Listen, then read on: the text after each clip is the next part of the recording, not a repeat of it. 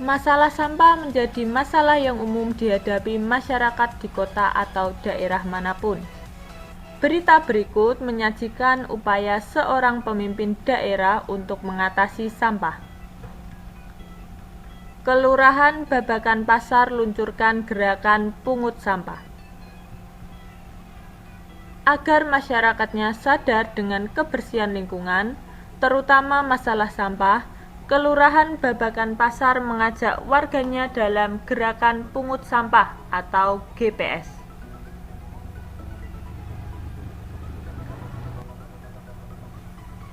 Lurah Babakan Pasar, Rokib Al-Hudri menyatakan, GPS ini merupakan program pemerintah kota atau Pemkot Bogor pada tahun 2016. Program ini bertujuan agar Kota Bogor terbebas dari sampah, karena masalah sampah merupakan tanggung jawab seluruh masyarakat. Sampah ini bukan hanya tanggung jawab pihak kelurahan atau orang per orang, tapi tanggung jawab bersama kita semua, jelasnya. Rokib berharap kedepannya warga Babakan Pasar lebih peduli lagi dengan sampah yang selama ini selalu berserakan, sehingga wilayah Babakan Pasar terbebas dari sampah. Kalau sampah ini sudah tertata dengan baik, selain indah dipandang, maka warga masyarakat pun akan terhindar dari penyakit, pungkasnya. Kita tadi sudah mendengarkan bacaan Kelurahan Babakan Pasar luncurkan gerakan pungut sampah. Untuk mengetahui informasi tentang apa, siapa, di mana, mengapa, dan bagaimana, kita akan menjawab pertanyaan-pertanyaan berikut. Nomor 1. Di mana lokasi daerah pada berita tersebut? Jawabannya Kelurahan Babakan Pasar, Kota Bogor. Nomor 2, apa masalah yang dihadapi? Jawabannya kesadaran tentang kebersihan lingkungan, terutama masalah sampah. Nomor 3, bagaimana penyelesaian yang diambil oleh pemerintah kota tersebut? Jawabannya, Kelurahan Babakan Pasar mengajak warganya dalam gerakan pungut sampah atau GPS. Nomor 4, mengapa semua masyarakat bertanggung jawab atas masalah sampah? Jawabannya, karena sampah ini bukan hanya tanggung jawab pihak kelurahan atau orang per orang, tapi tanggung jawab bersama kita semua. Dan yang terakhir nomor 5, apa keuntungannya jika masalah sampah dapat teratasi dengan baik? Jawabannya, selain indah dipandang, maka warga masyarakat pun akan terhindar dari penyakit. Apa yang terjadi jika masyarakat tidak mau bertanggung jawab atas masalah sampah? Tentu, lingkungan di sekitar kita akan menjadi kotor dan bau, serta akan menimbulkan berbagai macam penyakit. Bisa juga menyebabkan banjir akibat aliran air dan sungai tersumbat oleh sampah. Sampah yang menumpuk dapat mencemari lingkungan dan mengganggu kesehatan organ pernapasan. Tahukah kamu orang yang kegiatan sehari-harinya adalah mengumpulkan sampah yang dapat diolah kembali? Iya, betul. Kita biasa menyebutnya pemulung.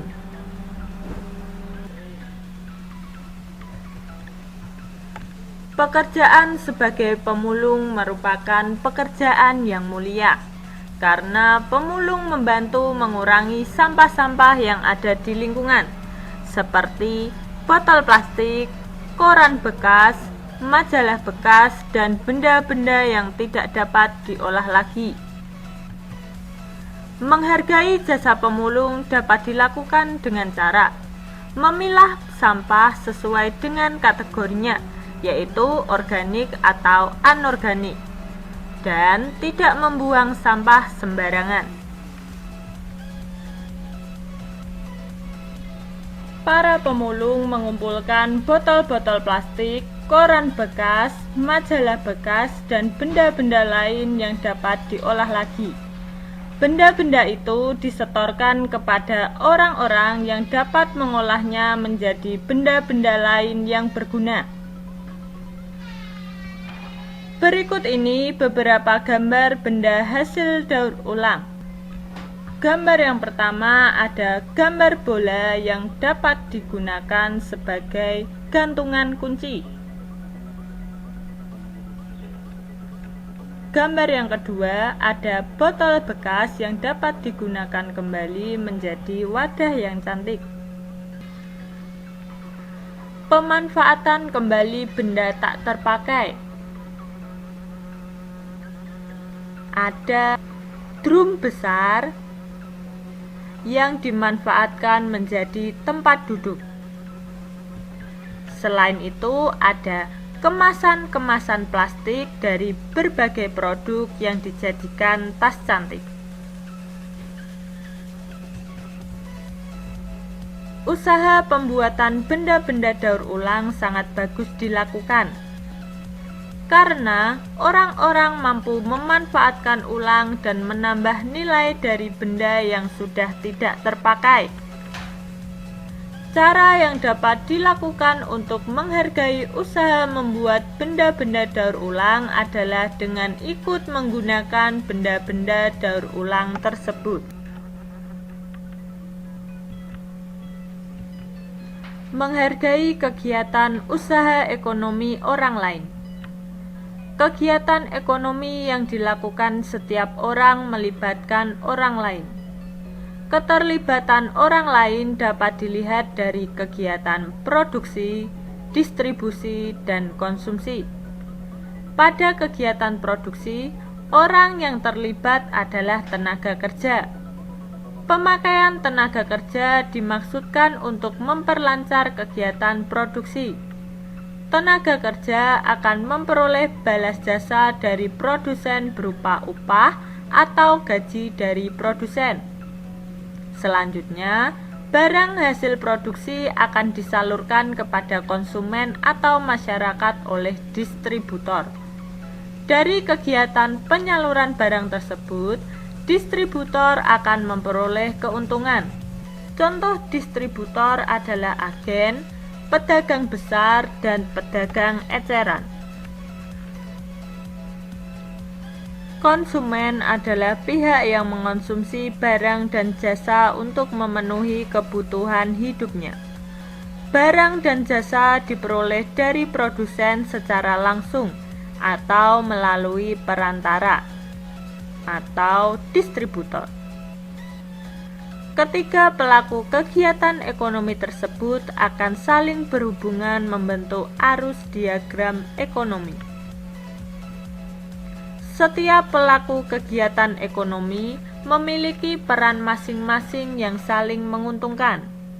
Menurut kodratnya, manusia berperan sebagai makhluk sosial dan makhluk ekonomi.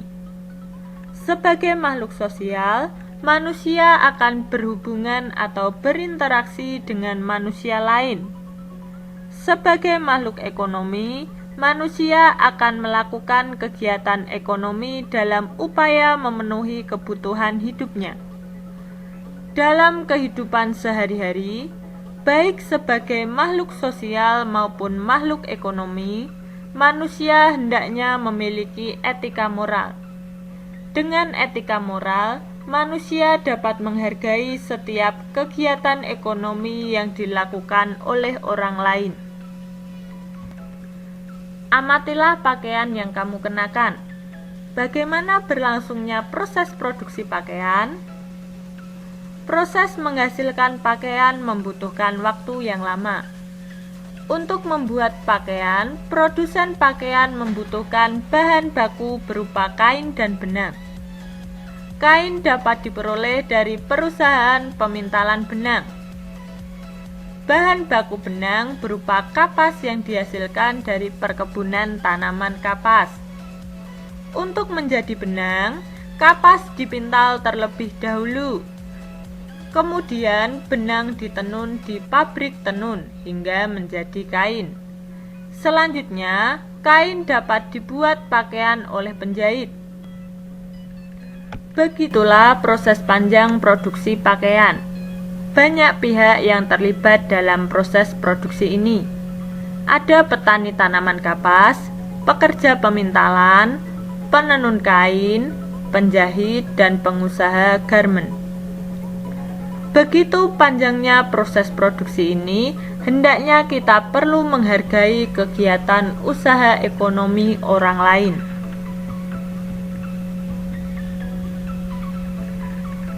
Apa akibatnya jika kita tidak menghargai kegiatan orang lain dalam usaha ekonomi?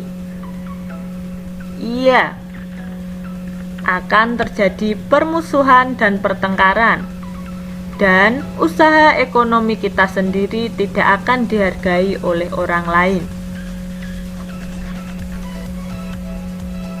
Demikian pembelajaran pada video